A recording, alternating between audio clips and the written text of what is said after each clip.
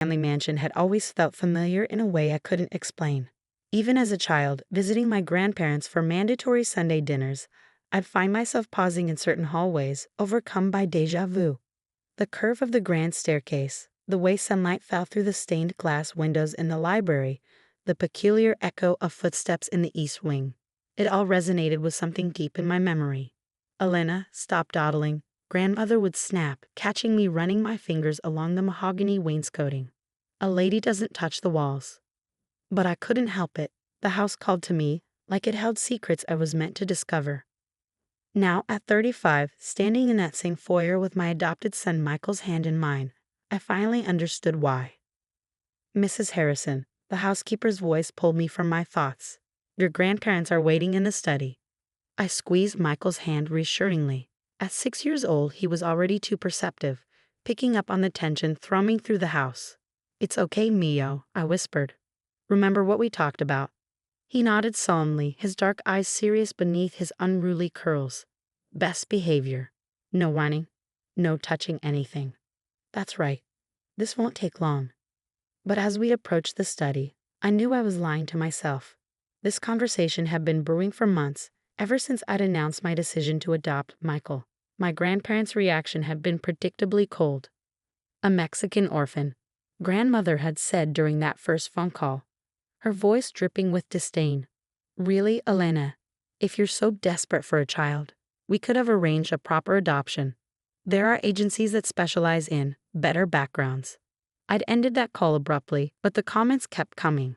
Subtle digs during family events, pointed remarks about bloodlines and heritage, casual mentions of other potential heirs who had real claims to the Martinez fortune.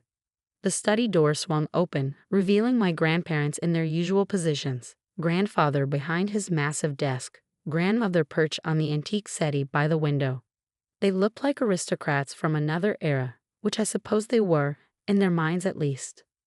"Elena," grandfather's voice was clipped. Punctual as always, his eyes fell on Michael, narrowing slightly. "I see you brought the boy." "Michael," I corrected firmly. "Your great-grandson's name is Michael." "Please sit." Grandmother gestured to the leather chairs facing the desk. "Maria, bring us tea, and perhaps some juice for the child." Michael climbed into one of the oversized chairs, his feet dangling above the Persian carpet. He looked so small in that imposing room, surrounded by oil paintings of stern-faced Martinez ancestors. But his spine was straight, his expression composed. Pride swelled in my chest. My son might not have their blood, but he had more dignity in his little finger than they had in their entire bodies. "We've asked you here today," grandfather began, shuffling through papers on his desk, "to discuss a matter of some delicacy. As you know, your father's passing last year significantly altered the family's succession plans. My father's death had been unexpected. A heart attack at 58. We hadn't been close, his dedication to the family business leaving little time for actual family, but his death had still left a hole in my life. More significantly, it had left a hole in the Martinez family hierarchy. As an only child, I was suddenly next in line for everything: the business, the properties, the responsibility of carrying on the family name. "The Martinez legacy spans 6 generations," grandmother added, accepting a teacup from Maria. "6 generations of careful marriages, strategic alliances, and proper breeding. Surely you understand why we have concerns about your recent decisions." "If you mean my decision to adopt Michael," I said evenly, "I don't see how that affects anything. He's my son, legally and in every way that matters." "But he's not a Martinez." Grandfather's voice was sharp.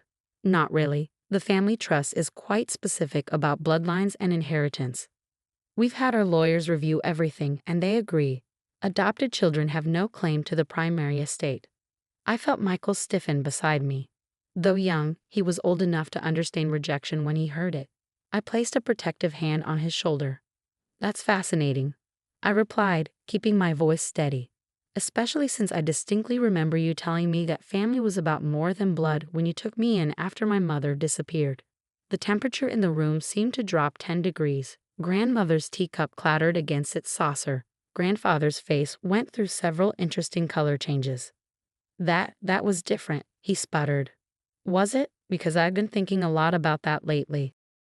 About how quickly you stepped in to raise me when mom vanished. About how you never seemed to look for her, never filed a missing persons report. About how familiar this house has always felt. Elena, grandmother's voice held a warning. Some things are better left in the past. But I wasn't finished. I hired a private investigator last month. Would you like to know what he found?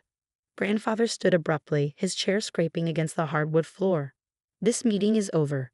Take the boy and go. His name is Michael, I said again, standing as well. And we're not going anywhere until we discuss the DNA test results I received yesterday.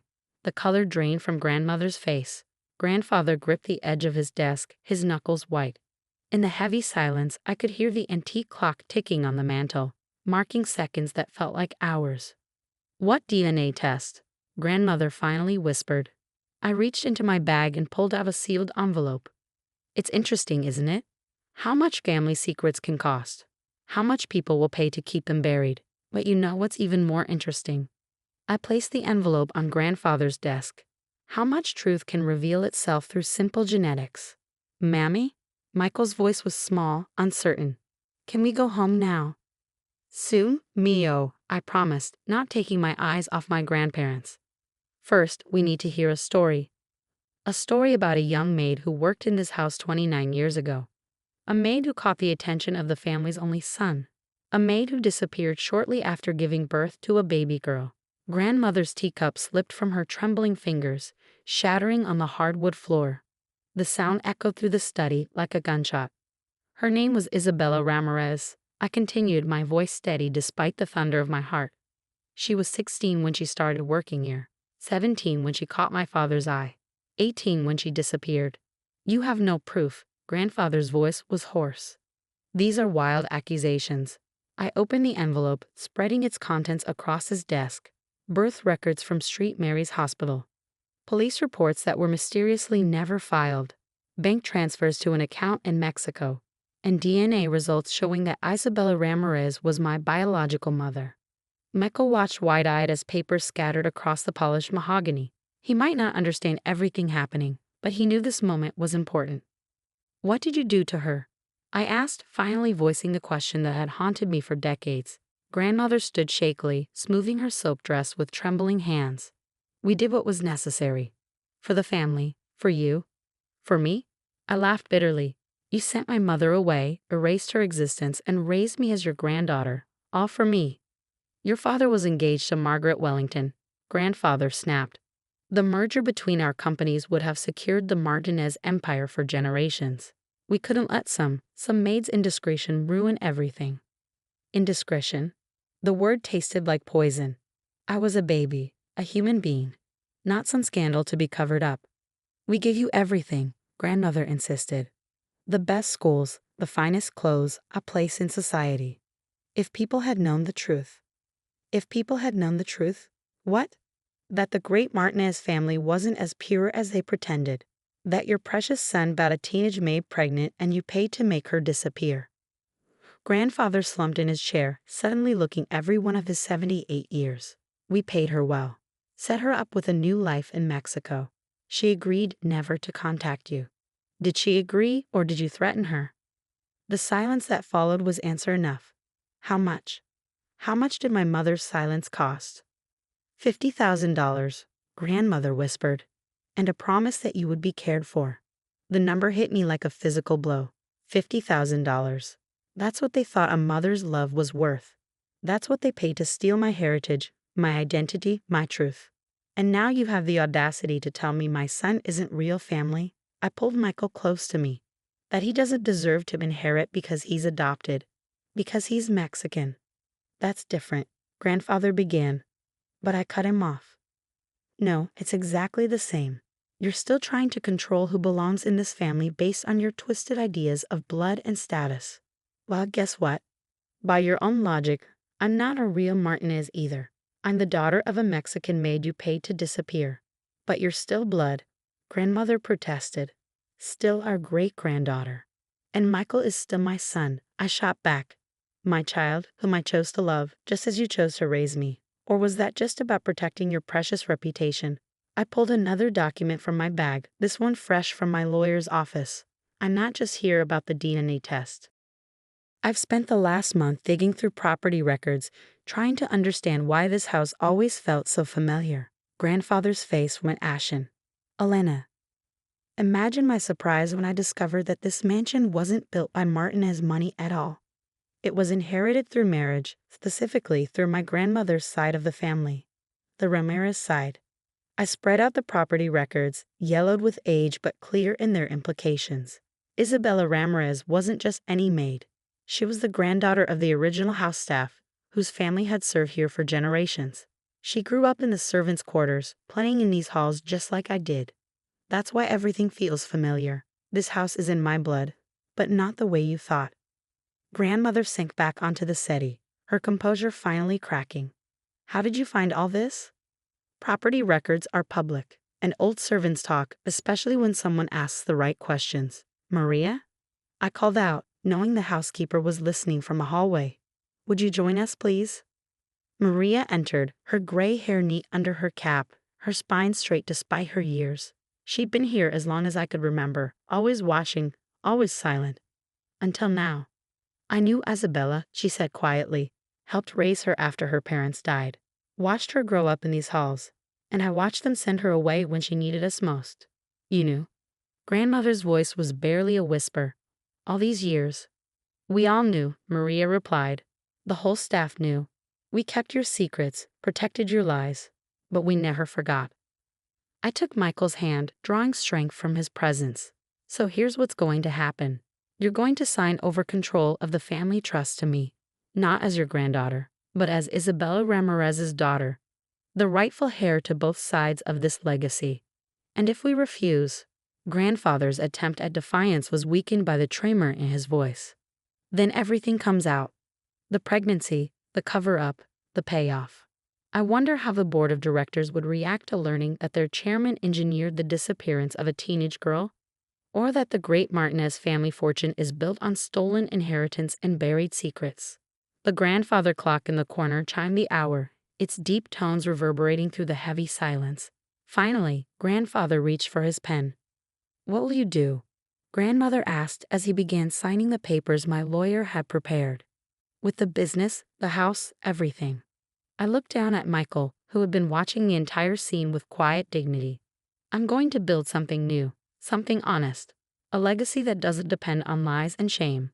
The next few weeks were a whirlwind of legal meetings and financial transitions. My grandparents retired to their villa in Spain, their carefully constructed world of privilege and pretense crumbling around them.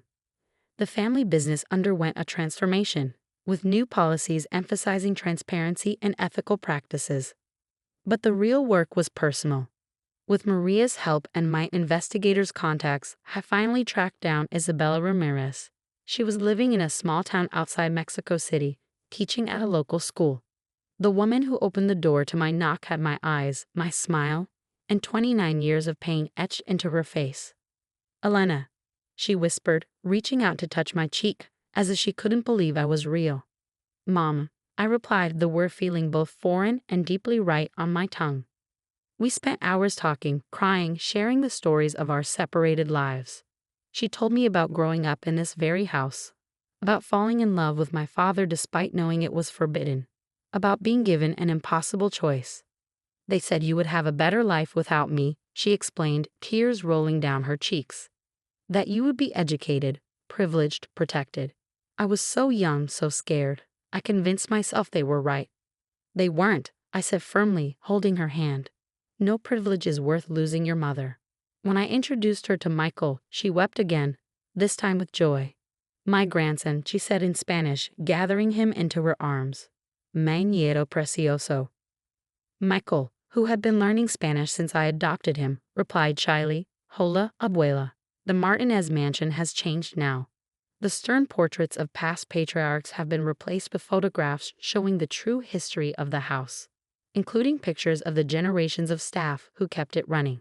The servants' quarters have been converted into a community center, offering education and support to immigrant families. Isabella, my mother, splits her time between Mexico and here, teaching Spanish and sharing stories about the house's history. Michael adores her, soaking up the language and culture that should have been my birthright. Last week, we hosted a family dinner in the formal dining room. But instead of the cold, hierarchical affairs I remembered from childhood, this one was warm and loud and real. Maria and the other staff sat with us as equals. My mother's laughter rang through the halls. Michael ran around the table, no longer constrained by rules about proper behavior. "Mommy," he asked later that night as I tucked him into bed, "are we a normal family now?"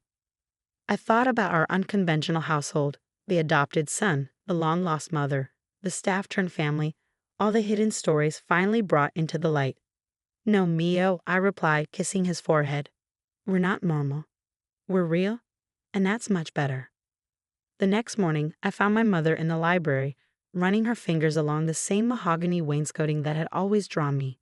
"I used to do this too," she said, smiling at the memory. "The house remembers, even when people try to forget." "Did you ever think you'd be back here?" I asked, joining her by the window. "Never," she admitted. "But life has a way of bringing truth to light. Your son taught me that." I raised an eyebrow. "How so?" "Because you chose him with love, just as I chose to have you. The Martinezes never understood that family isn't about blood or status or inheritance. It's about love, about choice, about seeing the truth in each other's hearts."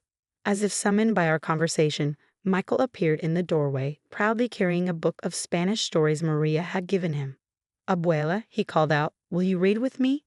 My mother's face lit up with joy. "Of course, my amor. Come, sit with us."